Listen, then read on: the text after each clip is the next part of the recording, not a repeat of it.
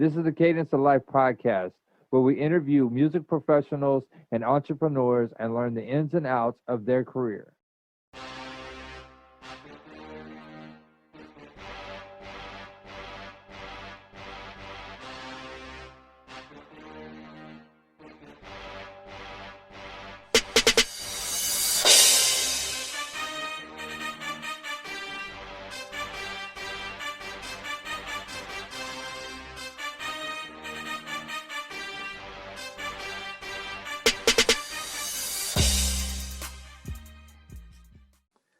Hey, what's up? Welcome back to the Cadence of Life podcast show. It's your host, Jeff Strahan, a.k.a. your boy, Jay Reed.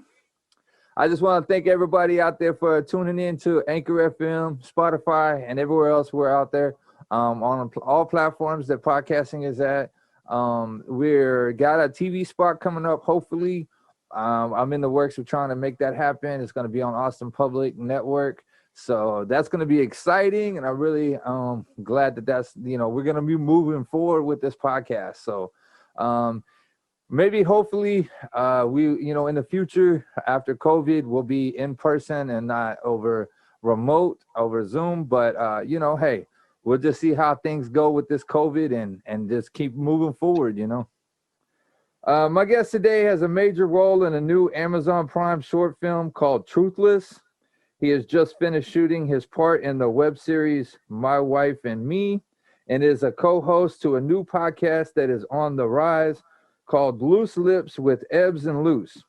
He is currently finishing up his latest album called Supa Cold Daydream. Ladies and gentlemen, please welcome Loose Bills. Hey, what up, what up, what up, what up? Like my boy Jay Reed said, man, you tapped in with Loose Bills, man.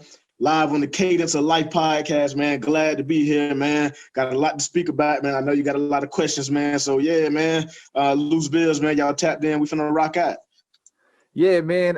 It's a big honor for me to have you on the show because, honestly, man, ever since I started doing music production, you was like literally the first person that started rocking with me, giving me love about my beats and all the music that I do. So, yeah, man, it's like a great honor to have you on. And man, I've been following you, and this whole career that you've been going, in your path and everything, it's just amazing, man.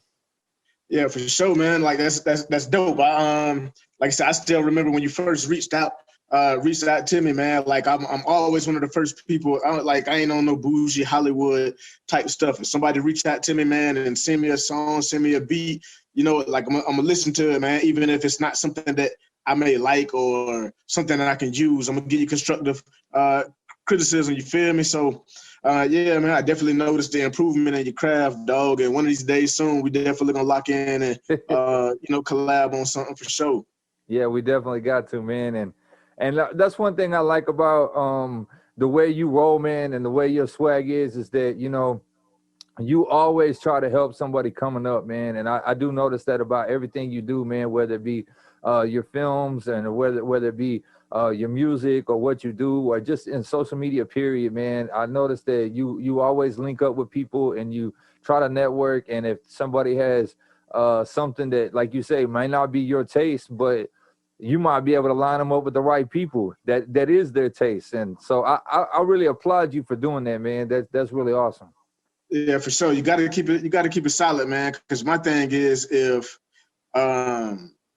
somebody that's up under me, that's trying to do something, may not have the experience, the connections, or the confidence, whatever it may be. If they just starting out doing something, if don't nobody else give them an opportunity or try to put them on, how you expect somebody to get their foot in the door if nobody give them a shot? If don't nobody listen to their beat or listen to their raps or listen to their song or watch their movie, man. So, man, like I'm a fan of the underdog, man. Like I'm always rocking and root for the underdog. Like, so if you got something going on and you want to get a good, honest feedback on your music, man, if you're listening to this, send it to me, man. Loose Bills on Facebook, man. I listen to everything, man, good or bad. I'm going to check you out.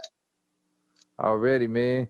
So what was it like working with the OG Tray Chaney, man? Man, I ain't even gonna lie, bro. Like it was a very dope experience for him to be somebody that's as seasoned as he is on. He was on the classic show The Wire, Saints and Sinners.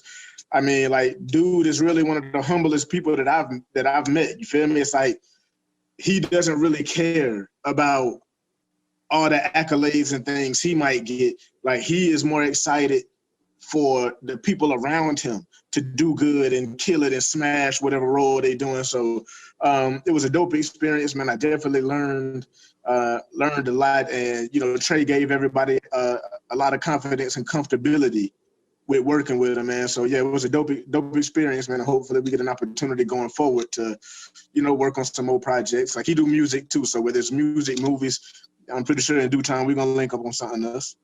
Now I did notice on that the short film, that's his music that's in the soundtrack.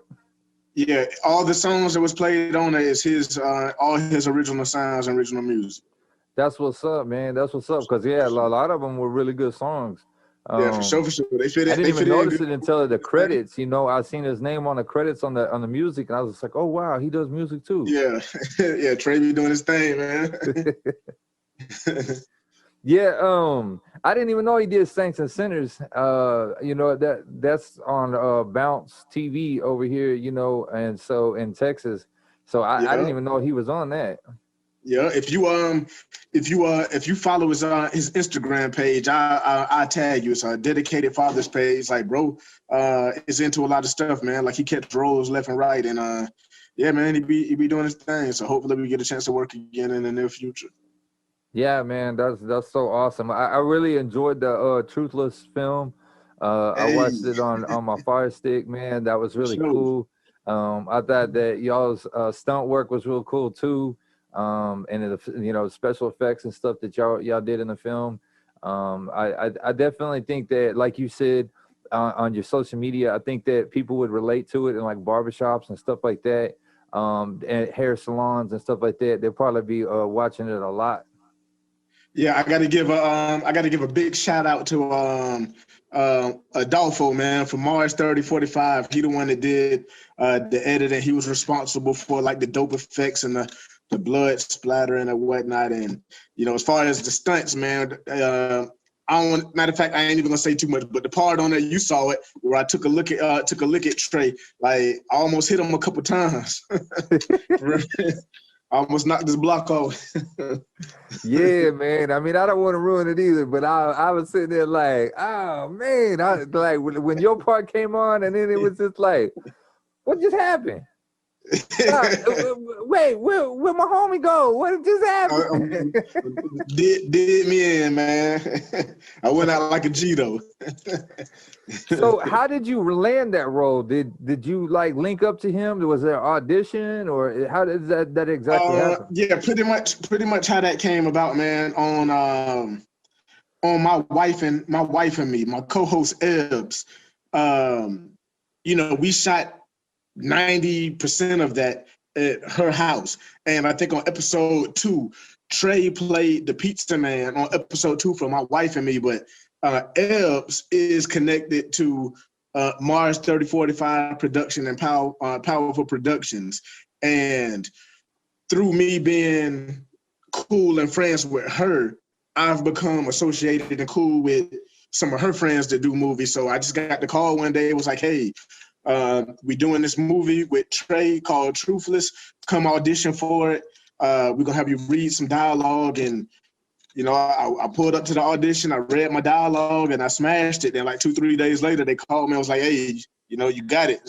We start shooting on this day. So, yeah, man, it's all about networking. Like you say, meeting the right people. And once you get that opportunity, you got to smash it and knock it out the park. So, you know, that's pretty much how that came about. Man, that's what's up, man. That's what's up. Yeah, that definitely was a good role for you too. Yeah. More in the pipeline too. Stay tuned. And speaking of my wife and me, you must have had a lot of fun playing that crazy bar guy. Yeah. I did, man. Like that take we knocked that out in like, I think it took like 10 or 15 takes. But yeah, man, like it was fun because if anybody know me, man, like I don't try to come off as like the aggressive Debo type dude, man. I'm a cool, laid back, chill guy. So it was fun to play somebody that, you know, snatched bro up by his collar and let him know I meant business, man. So, so yeah, did it take a long day to shoot that? Not my part, it really didn't take too long. My part, we knocked out in like 2 hours. And that was mainly because we had like extras in the background that had to walk by the camera at certain times and get the timing right. So that took about 2 hours. Like Truthless, people don't know that when we shot Truthless, we knocked that out in 24 hours. Tray flew here with his a couple of his homies that were starred in the movie, and we filmed that in 1 day. We knocked everything out in 1 day. Yeah, it took it was like a 21-hour day. Wow, that's crazy, because I know that I know a couple people, you know, here that have done commercials and have done stuff, and literally it would take 12-hour shoots to get like 30 seconds worth of film on TV, you know. Yeah, see, everybody got to be on point. Like, that's one thing I can say working with the people that I work with. Everybody do their thing and they knock it out. It's not too many mistakes. It's not too many takes. Everybody professional and about their business, man. So, like, we try to knock things out quick over here, even if it's all day. If we're supposed to shoot it in 1 day and that's the deadline, then dang it, it's getting done that day. Like, for real, no mistakes, man. Man, that's awesome, man. I can't believe that. That just blows me away that y'all did it in 24 hours, man. That's for sure, cool. for sure. So you and Ebbs have amazing chemistry on your podcast. What to you seems like maybe your favorite part of that podcast, like something y'all do on a weekly or a daily, you know, thing?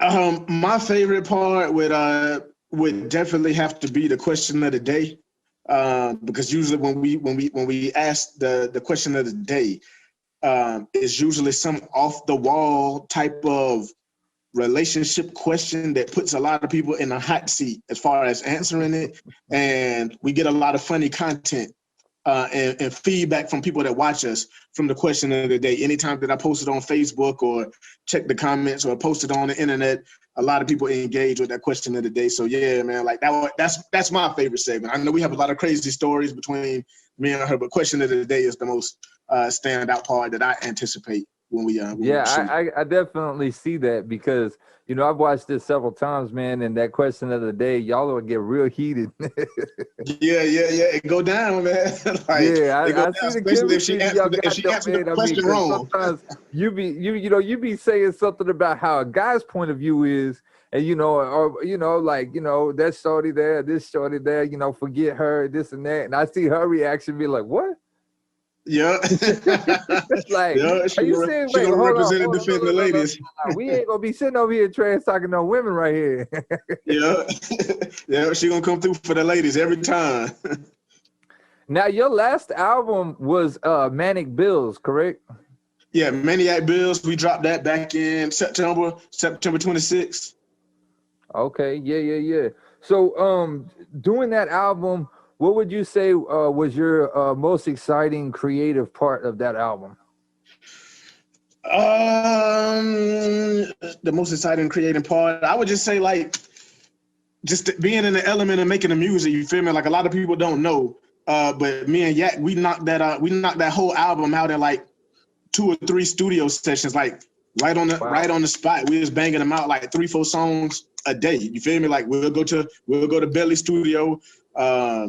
He'll play the beat, and right when he playing the beat, we coming up with the songs, like right on the spot. You feel me? Like, he'll go in this corner and do his thing. You know me, I don't write nothing down. I don't use no phone, no pen or paper. Like, I memorize everything. So he'll go in his corner and use his phone and write his verse. I'll walk around and cook it up in my head and then drop it. So I would just say, like, just being in the element of the studio to make the music was the best part, because it didn't take long to make that project. It was in and out process.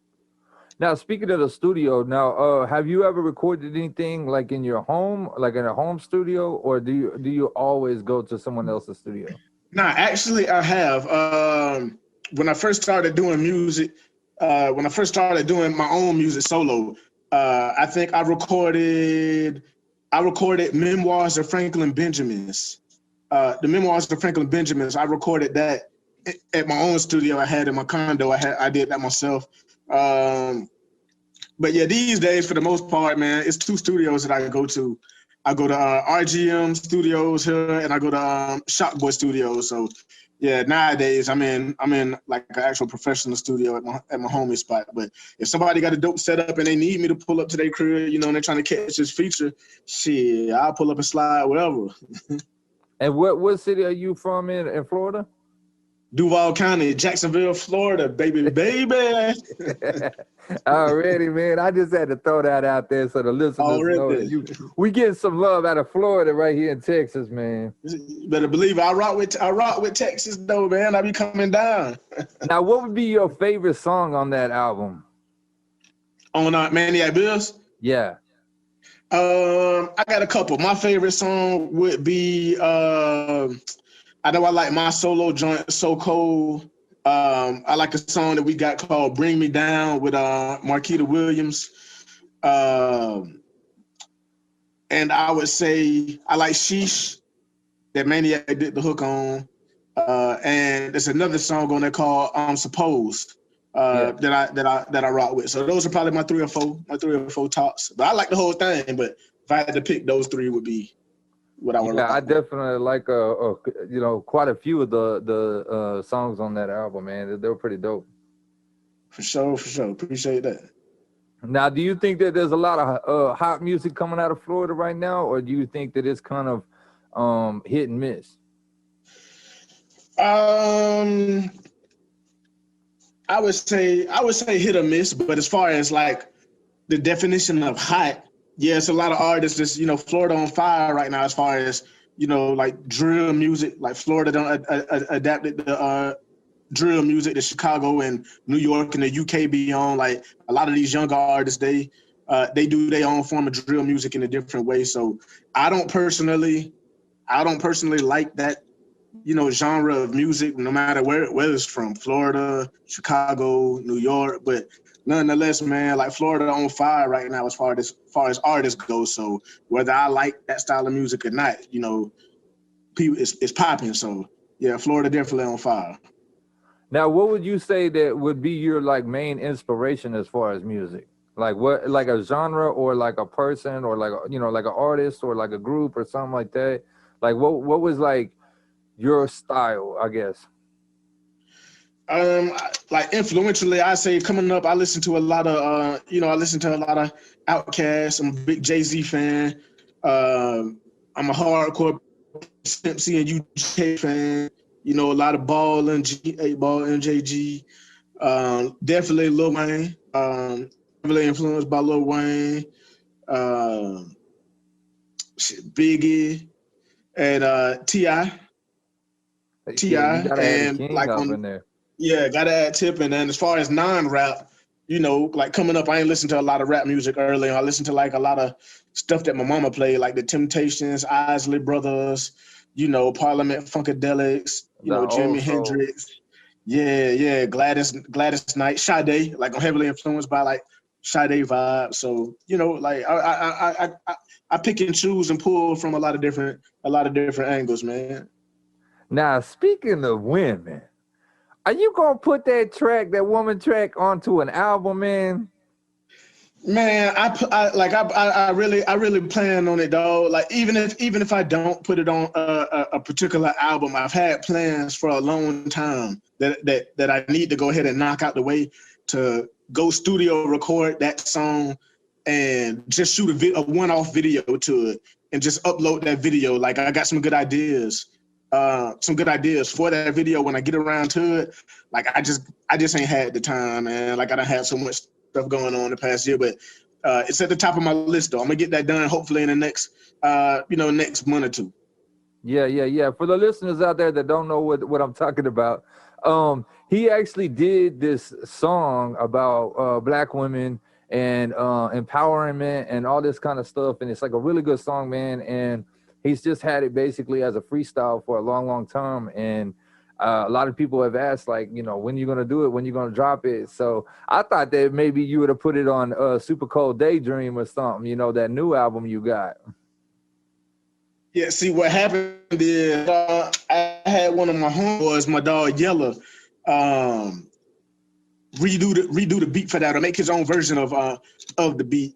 But I'm probably gonna stick with the original beat that I had because that was like a perfect marriage for that. But it's not gonna be on Supa Cold Daydreams just because it didn't sonically it didn't fit with, you know, it didn't mesh with a lot of the other songs and how it flowed. But like I say, I do plan on doing a one-off, just a one-off video and upload it as a single. So, you know, women with whatever color they are, you know, black women, you know, white women, if you support, you know, melanated women, whatever color you are, like, would appreciate that song. So it's coming. It's coming. Yeah. Definitely, the mamas out there would love it, man. The way you, sure. speak about certain words in there, man. For sure. real. Now, I seen you as some worldwide fans, man. What would you tell your worldwide fans maybe about you, or some good advice that you would give your worldwide fans? Yeah, I would tell them, no matter what, man, don't never doubt yourself. Don't ever let nobody tell you what you can't do. Don't never let nobody tell you what's not possible, because they not walking in your shoes. You feel me? It's a lot of people that just because they haven't been able to accomplish something or do something, they might tell you that you can't do the same thing. So yeah, I would always say, first and foremost, man, have a firm belief in what you can do and what you think you can do, and just shoot for the stars, man. Like, my confidence and my belief in myself is unwavering. You feel me? Like, I'm extremely confident in my abilities and what I can do, and there's nobody that can tell me that they better than me, that I'm not good enough, none of that. So yeah, always believe in yourself, man. Wherever corner of the world you listening to this at, don't doubt yourself, believe in yourself. 1,000%, man, and you can do whatever you want to do, man. Yeah, because you get a lot of love worldwide, man. I see it all the time on your social media. You get a lot of love from all over other countries, man. It's so awesome. Like, how that happened, it's crazy when I go down, dog, because it's not like I try to reach out to these places or I market in these places. Like, a lot of times they just be like super, super random, man. Like, I might get some people from Africa or wherever hit me up and be like, bro, I don't know you, but I follow you on social media, man. Your energy seemed like you're a good person, man. So I just wanted to reach out to you and say what's up. And, you know, like, I'm an open person, man. If you message me, like, you know that, I'm gonna speak back to you. I ain't gonna leave you on red and act like I'm better than. I'm gonna reply back to, even if I don't know you, I'm gonna reply back to you, and I'm gonna give you a shot. And a lot of times when these people from overseas message me and try to connect with me, one of the first things that they say when I reply back is, most people from America, when they reach out to them, they leave them on red, or they think they scammers, or they talk to them crazy, or they block them, or think they better than them and don't reply back. And like, that really bothers them. So when I respond back to them, it's like, damn, okay, like, everybody in America ain't stuck up and think that we scammers or funny acting. Like, so I just give people a shot, man.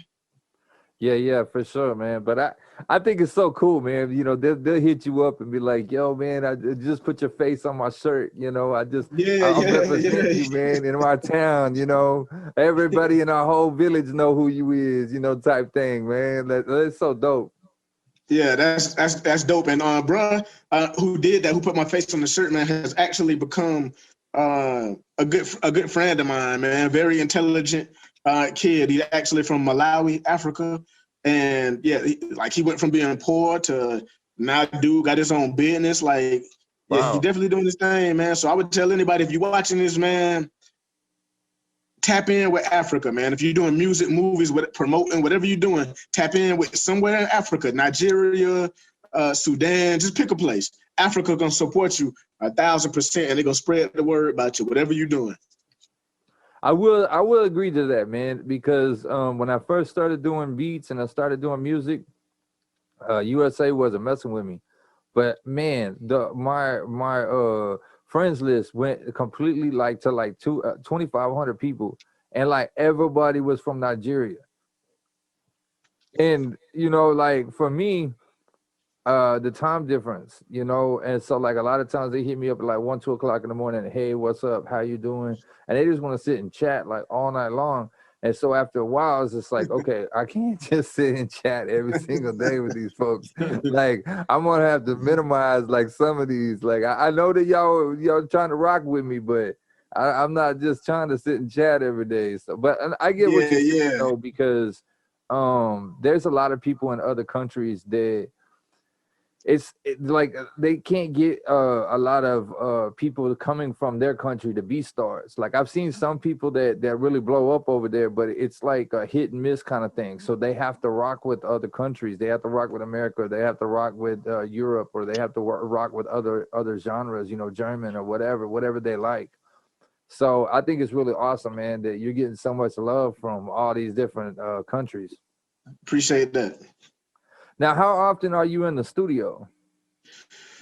Like I ain't even gonna lie, man. Not as much as I should be. You feel me? Like usually when I got my mind set on like making a project or whatnot, I'm in there for however long it takes me to knock out that project, and I probably won't be back in there until I get the feeling to go record again. Like I ain't no studio rat. You feel me? Like I don't just sit around and listen to beats all day long and make music. Like I go off of pure feeling. You feel me? Like I say, I don't got a notebook full of raps, and whenever I got the inspiration to go rap, I'll go to the studio and, you know, I knock out a couple songs. If I don't feel like rapping for that time of the year or that time in my life, I'll go draw, or I'll go do, like, I'm an artist too, so I can draw. So I might use that part of my creativity. So it all just depends, man. I ain't in the studio very much, but when I do go, I get down to business. You feel me? Straight to it. Like I don't waste no time, but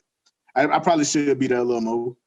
Now, speaking of your art, I totally forgot all about that whenever I was, you know, prepping for this. But you are a really amazing artist. Do you have anything that's published out there? Nah, man. Like a lot of people hit me up and say I need to take. That's another thing. I need to take more serious. But like even with that, like I don't draw as much as I should. Like my creativity is funny, man. If I don't feel like doing it, then I just don't feel like doing it. You feel me? Like it comes and goes. Sometimes I feel like drawing and doing a lot of stuff, and sometimes I feel like doing music. Sometimes I don't. But maybe one day I might work on like a little collection or something to get published. Now, I will say that I was at a record convention here in Austin last year, or actually about a year and a half ago now. And there was a guy there that was an artist, and I actually have 3 of his art drawings here in my studio. But he basically, he'll draw something and then he'll turn it into a print, and then he'll sell it for like $20 a print. I think it was like 16 by 15 or something like that, or like 11 by 16 or something like that, the print. And he would sign it at the, you know, after he would do it, you know, he would sign it, you know, put his autograph on it and everything. And I actually have 3 of his art drawings here in my studio. So like, you know, maybe that might be something that, you know, you might think about in the future, man. You know, just like whenever you do something, you can always like turn it into a print and then, you know, sell the prints. You know, you don't just have to sell the individual drawings by themselves. You're right. That might be something I might consider. I'm working on the picture right now of Red Fox, aka Fred Sanford. So when I get done with it, it's definitely gonna be dope. I feel it's gonna be dope. So I might have to go that avenue and look at the print thing. Yeah, because he does celebrities too. You know, he like the ones I have is Willie Nelson, Jimi Hendrix, and Stevie Ray Vaughan. The reason why I have those 3 is because 2 of those are local Austin artists, and then Jimi Hendrix is my dad's favorite blues player. You know, so those kind of, you know, hit home for me. But I mean, this guy does anybody and everybody, and celebrity drawings are like really, really popular, especially if you can do like a good black and white, or some type of like the look, you know, if you get a crazy shot of them or something and then you draw it, like, people love it. Yeah, I'm gonna have to look into that. Like I say, this Red Fox picture, like hopefully it come out dope enough, which I expect it to. So yeah, I might have to go that print avenue. Yeah, that would be dope. Especially like your podcast. Like you could actually do a sketch of you and Ebbs, and then like sign them at all your events that y'all do. Because I know this, y'all do movie premieres and all kinds of different stuff. So y'all could literally have something to hand out to your fans and have it signed, you know, and have like a cartoon art drawing. So that would be pretty cool. That boy coming through with good ideas on the podcast. Hey, that's what I Look do. I at try to you. help everybody, man. Look at you. We might have to hire you, boy. Now, speaking of your podcast and pretty much anything that you do, your studio work, podcast, whatever, is there like a ritual or a routine that you try to do before anything that you get into? Nope. I ain't even gonna lie to you. Like, it ain't no rituals and no crazy science behind it, man. I just go in and put my best foot forward. You feel me? Like, Yeah. nothing special that I do. I ain't carrying a lucky rabbit's foot or pouring up a drink in a lucky cup or none of that crazy stuff, man. I ain't doing no chants. Like, I'm just like, I'm just giving it my best shot, man. Every time I do something, man, I'm putting my best foot forward and hoping for the best. no That's awesome, rituals, man. at least not yet. So where have you performed at? Is there any clubs or anything that over there that you've performed at? Yeah, I done performed at Bliss here, like all the strip clubs, Silver Fox, some are everywhere, but I ain't gonna lie, like here, like, excuse me, like the performances, like they be few and far between here. Like, I don't really focus on performing and haven't really focused on performing in like the past 2 years, because I know how it go. You feel me? Like, it's best to focus on getting a song popping or getting known for a full project and getting that popping outside the city and elsewhere. Then the shows will come. So, like, I done performed in almost every place here, but like it's been a minute. I just been focused on getting this music up. That's what's up, man. That's what's up. Out of all those performances, what would you say that would be one of your favorite performances, or like a place that you really enjoy performing at? Really enjoy performing at. I would have to say, I know I had a show at 1904 Music Hall. They were pretty dope. But the most notable, I would have to say, is me and Maniac performed at a place called Indo Exo here. It was supposed to be, it's like a little bar, but me and him we promoted our own show. It's like a joint show with me and him. And it's funny because it was like our first show that we promoted with us as the headliner, with just us. So we was there early and we left to go to the store to get some blunts. And it was like 10 o'clock when we left. And we was like, dang, man, ain't nobody here yet, bro. Like, what if don't nobody come? This is looking kind of ugly. So we left, went to the store, came back like 30 minutes later. By the time we came back, Indo Exo was jam-packed, like wall to wall. And we rocked out in like a 30-minute time. So I would probably put that Indo Exo show at the top of my list. Well, it's always good to sell out, no matter what you do. Yeah, you better believe it. So, how old were you when you started rapping? Shit, I would say like fresh out of high school, which has been a long time since I've been in high school right now. But yeah, I was fresh out of high school, man. Like 19, 20. I stumbled upon rapping like on accident. Yeah. That's what's up, man. I always ask that because some people, they've been doing producer work or rapping or whatever their career is ever since they were like 6 years old. Like they got into it at an early age, and then some people, they start late at life. Like for me, for instance, I mean, I was doing it more as a hobby when I was recording bands and recording my dad and recording people, my friends. And I didn't understand a lot of the stuff that I understand now, like even with mixing and mastering and stuff like that. So like for me, it's almost like I really basically reinvented myself 2.5 years ago to be able to be a like official, professional. But I see you, man, when the way you move and the way you do things, like I could tell that you've been doing this for a long time. Yeah, like I've been dedicated, bro. Like how I started out rapping, man. Like how I got on this path. Fresh out of high school, it was a bunch of my homeboys, man. Shout out to my dog, little man. They would be at his house doing like karaoke karaoke type stuff, like freestyling and rapping over industry beats. And I ain't gonna lie, when I heard about them doing it, I was like, man, it's probably trash. But then I popped in the CD and I was like, dang, man, these boys sliding for real, for real. So that motivated me, like I'm a competitor, you feel me? Like a firm competitor, like Michael Jordan. So when I hear them, I'm like, dang, okay, this some good music. I want to go try this. So I told my homeboy, I was like, man, I bet you I can write a verse better than you, dog. And he was like, I bet you can't.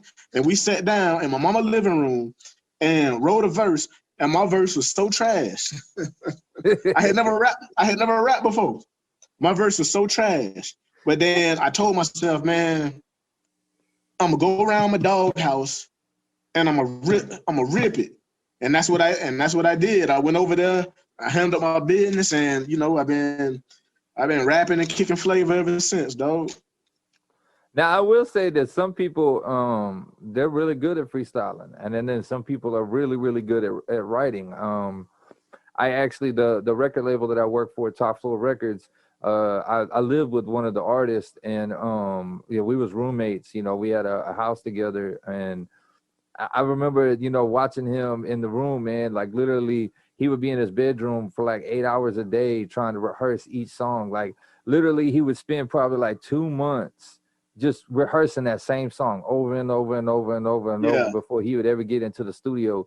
And like literally, when he walked into the studio, he was like on beast mode. Like, I mean, because he knew that song so well by then that when he would step into the studio, I mean, it would literally like all the emotions and everything would just come out, you know what I mean? Because he didn't have to worry about the microphone. He didn't have to worry about how he was sounding. He didn't have to worry about a pad being in front of him and him stumbling over the words, because he had rehearsed it for so long. It was like he's you know, standing there, he ready for the show kind of deal. Yeah, see, that's kind of like the best way to do it. Like that's kind of how I do it, except I don't take 2 months to do it. Like I can memorize a whole song in 30 minutes to an hour, and I'll repeat that song back as if I heard it 1,000 times in my head already. So that's the best way to do it, man. Like if you can memorize it, or you can give yourself enough time to rehearse it in your head, so when you do go, it come out like a song you heard on the radio already. So I mean, that's the best way to do it versus reading off your phone. If you can't make it sound natural, then yeah, take some time and memorize it.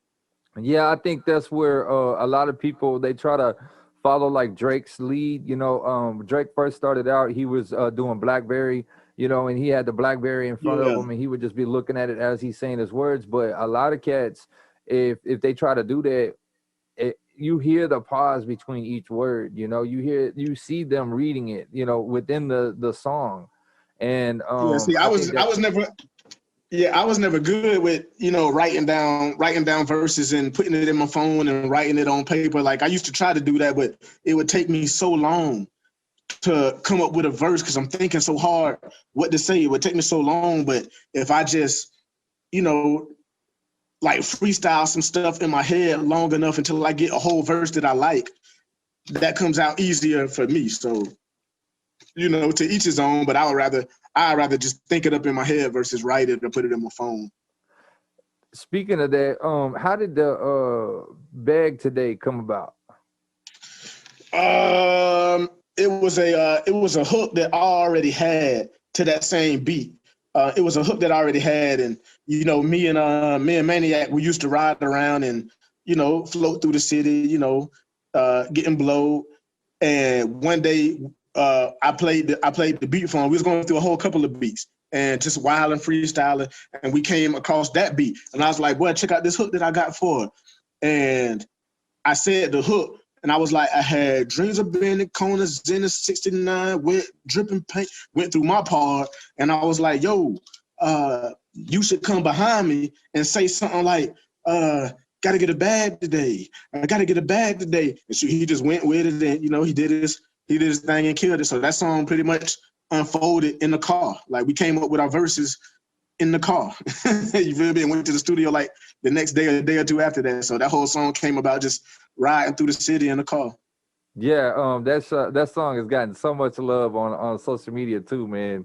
Yeah, I'm They happy. blown it up on YouTube and everything, man. And you just dropped that recently too. Yeah, So we dropped that's that awesome.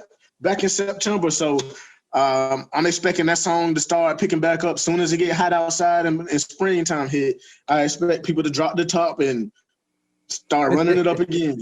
It's a clever hook, man. It definitely is. And then on top of that, man, the video that you posted the other day on social media where that guy was riding in his car and he puts it on for his homeboy. He's like, yeah, shout out to Loose Bills. And the dude's like, who the F is Loose Bills?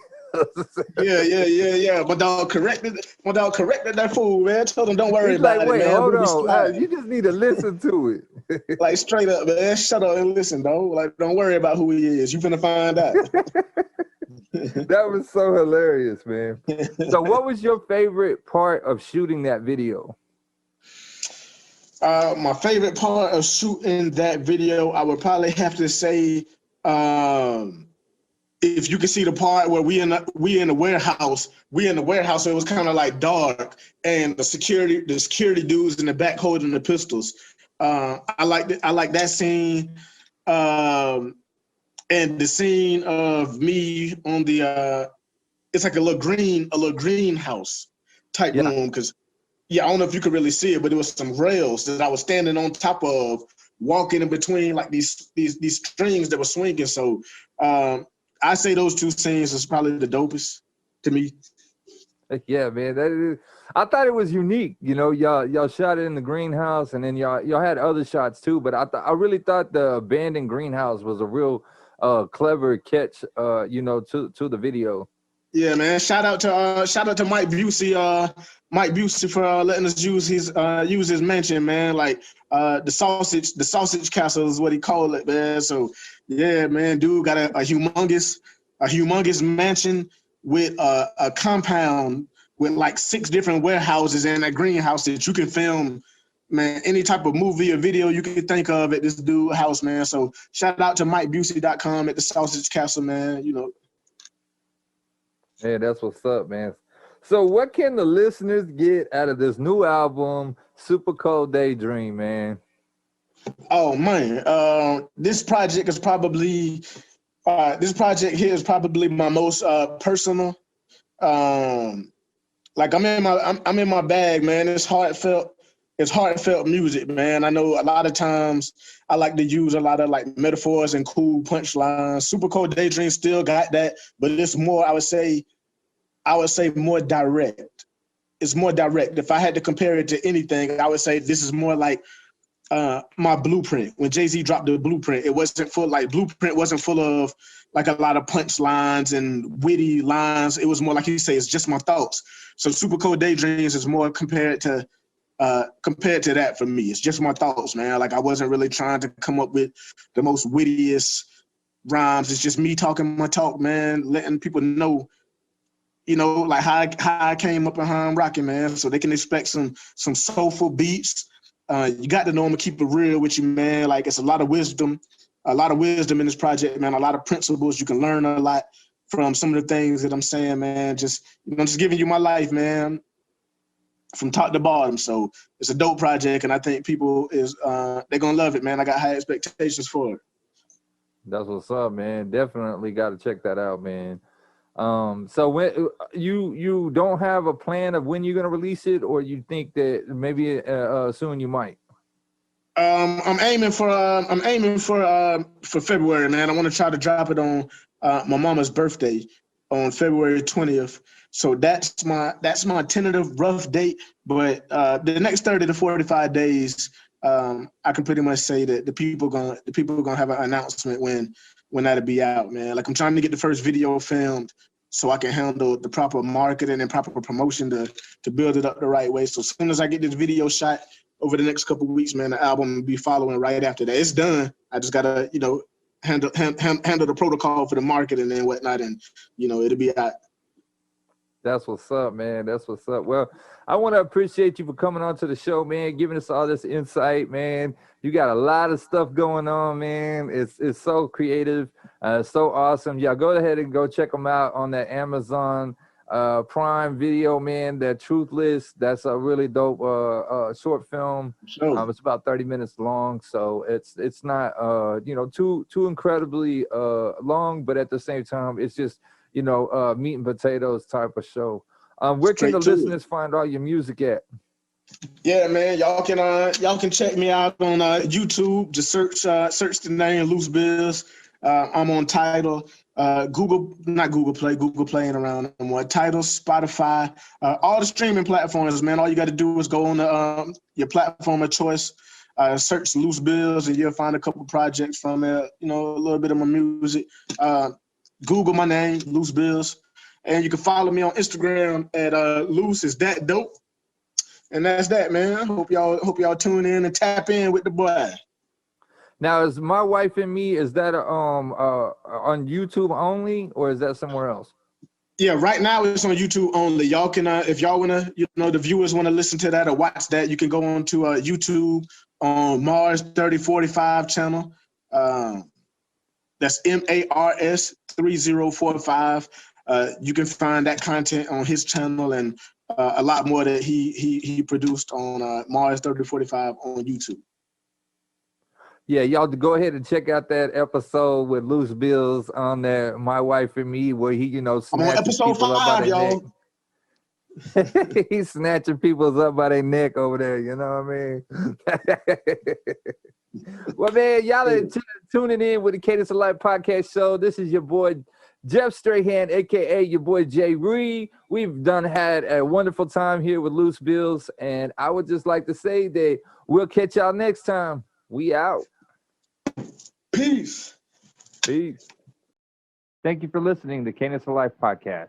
Check us out on Facebook, the Cadence of Life podcast. You can check out your boy, Jay Reed, or any of his music, Beats by Jay Reed, YouTube, Facebook, and Instagram. Thank you again for listening. See you next time.